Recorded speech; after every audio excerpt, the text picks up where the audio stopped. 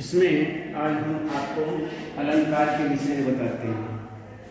अलंकार, तो अलंकार किसे कहते हैं, सबसे पहले ये देखते हैं कि अलंकार का तात्पर्य क्या है। अलंकार शब्द दो शब्दों से मिलकर के बनता है, एक अलम और एक कार। अलंकार, तो अलम का अर्थ होता है शोभा, अर्थात सुंदरता, शोभा, और कार का अर्थ होता है करने वाला। इस तरह अलंकार शब्द का अर्थ हुआ शोभा या सुंदरता उत्पन्न करने वाला। तो यहाँ पर इस तरह से अलंकार से तात्पर्य हुआ अलंकार, शोभा करने वाला। तो सुंदरता करने वाला, सुंदरता उत्पन्न करने वाला जो होता है उसे हम अलंकार कहते हैं। इसमें अब हम देखते हैं, ये जो महिलाएं होती हैं, औरतें होती हैं, ये अपना श्रृंगार करती हैं, सजती धजती हैं, श्रृंगार करती हैं, और इस तरह से श्रृंगार के लिए आभूषणों का प्रयोग किया जाता है। आभूषण हैं, जब स्त्रियां जो हैं सजती धजती हैं, श्रृंगार अपना करती हैं, तो आभूषणों की आवश्यकता पड़ती है। आभूषणों की आवश्यकता पड़ने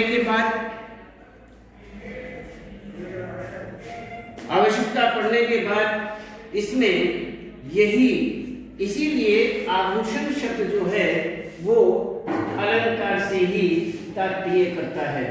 इसको अलंकार ही कहते हैं, अलंकार करना, और इसी को हम अलंकार कहते हैं। तो इसी तरह से कवि जो होते हैं, कवि लोग जितने भी हैं, अपनी रचना में सौंदर्य को बढ़ाने के लिए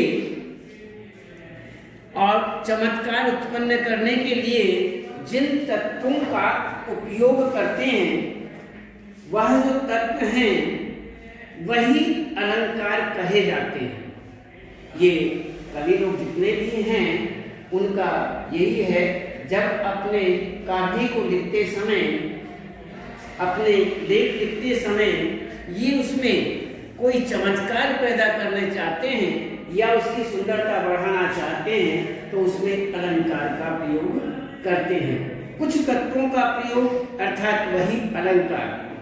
जो कुछ तत्व हैं उन तत्वों का प्रयोग करते हैं जिन्हें हम सहज अलंकार कहते हैं। तो ये हुआ अलग अलग।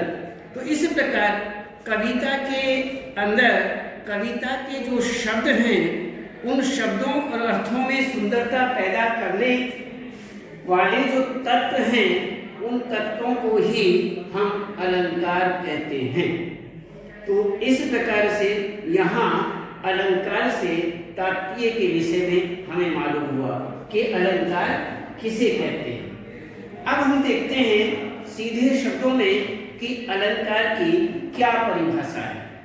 तो काव्य में सौंदर्य को बढ़ाने के लिए तथा चमत्कार उत्पन्न करने के लिए जिन साधनों का हम प्रयोग करते हैं, अर्थात जिन साधनों का प्रयोग किया जाता है, उन्हें हम अलंकार कहते हैं। ये सीधे शब्दों में अलंकार की परिभाषा हुई। तो अलंकार के अब हम आगे देखते हैं भेदों के विषय में। ये आपकी परिभाषा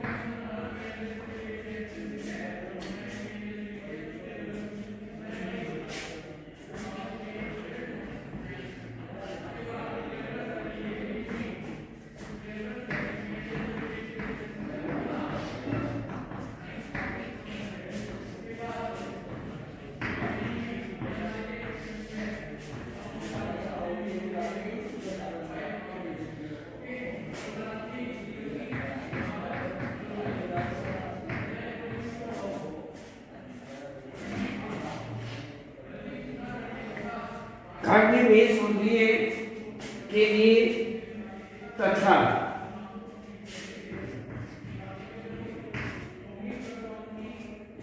चमत्कार उत्पन्न करने के लिए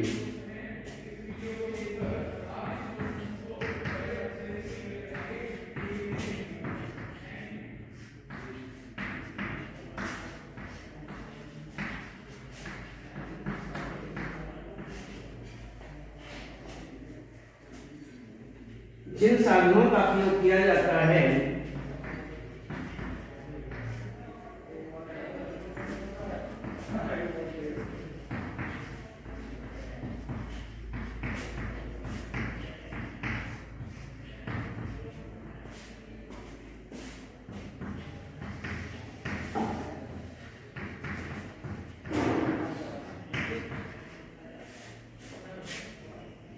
में अलंकार कहे जाते हैं।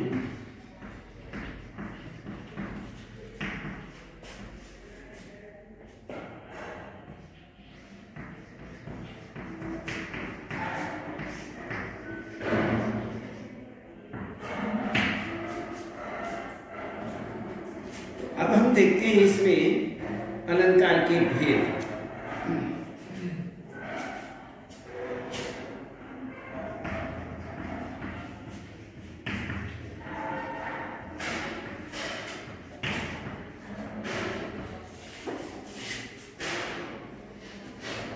जो साहित्य है, साहित्य में शब्द और अर्थ दोनों ही महत्व रखते हैं। उसमें शब्द हो या फिर अर्थ, दोनों ही महत्व रखते हैं। इसलिए इन दोनों के सौंदर्य की वृद्धि करना साहित्यकार का उद्देश्य बनता है। साहित्यकार जो हैं, इन दोनों का, शब्दों का और अर्थों का, शब्द और अर्थ में सुंदरता पैदा करें, उनकी सौंदर्यता बढ़ाएं, इनमें वृद्धि करें। साहित्यकार का विशेष रूप से ये उद्देश्य होता है कि इनमें वृद्धि हो। तो इस तरह कुछ अलंकार जो हैं शब्दों के सौंदर्य पर आधारित होते हैं, तो कुछ अर्थों के सौंदर्य पर आधारित होते हैं। तो दो अर्थों में ये चलता है, अर्थात शब्दों के आधार पर और अर्थों के आधार पर, शब्द के आधार पर, अर्थ के आधार पर। यहाँ पर इसी ही प्रकार से दो अर्थों में अर्थात दो भेदों में इसका हम विचार करेंगे, इसकी चर्चा करेंगे। और इसमें सबसे पहले हम देखते हैं कि वह दो भेद कौन कौन से हैं।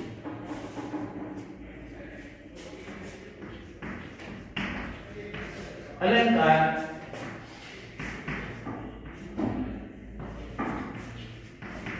दो प्रकार के होते हैं।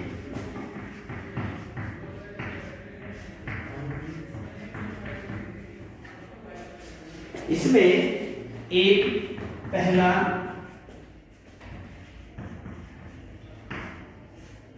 शब्दालंकार, दूसरा